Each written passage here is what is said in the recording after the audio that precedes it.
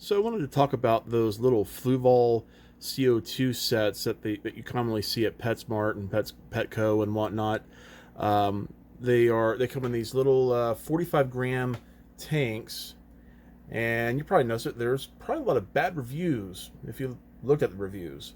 And there's a reason for that because this is the common issue.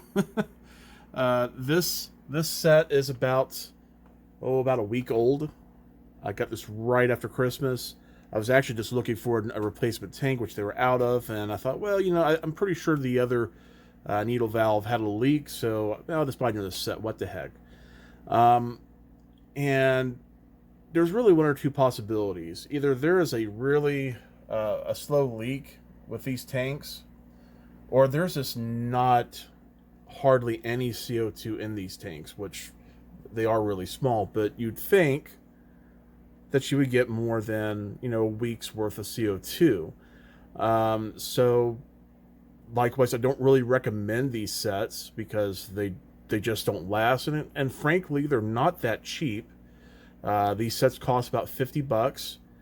On the plus side, you get your diffuser and you get some tubing, although the black tubing is not part of this set. That's some tubing that I had on hand. And you get the tank and a needle valve and a bubble counter, which is kind of hidden away in that corner there.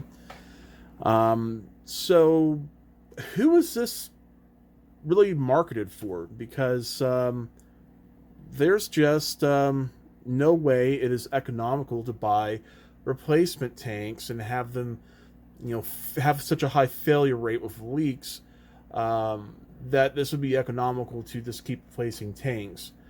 And because replacement tanks are about 18 to $20, so nobody in their right mind is going to spend $20 per tank every week. That's nuts. The cost, I've not looked into it myself yet. The cost to get a regular CO2 tank from a welding supply company, and a good regulator that's got a solenoid so you can put it on a timer. The solenoids, the regulator valves and the solenoids, they go for about 80 to $100. So that's like two of these sets, and I figure probably 150 bucks maybe by the time you buy a tank and get it filled. So for not a whole lot more, you can get a setup that's going to last several years, and refilling a CO2 tank is probably not that all expensive. But if you're just getting into it, yeah, it's a little bit more upfront cost, but you don't have to deal with this crap because just while I'm speaking here, it's about to stop putting out CO2. And these tanks, they start out at about 1,000 pounds, about 8 to 900 pounds, depending on the temperature. Like when they're brand new, you can put your hand on them and watch the pressure rise just from the temperature increase. So it's not freezing cold, it's not sweating or anything like that. So yeah, I think personally, I think this: if you're not sure if you want to put the initial investment into CO2, you just kind of want to see what your plants do, how it affects your aquarium. Was this something you really want to get into? I guess you could throw the $50 at it, but you're going to be disappointed when that tank runs out. And a lot of, if you read some of the reviews, the tanks go empty in less than a day because they leak so bad.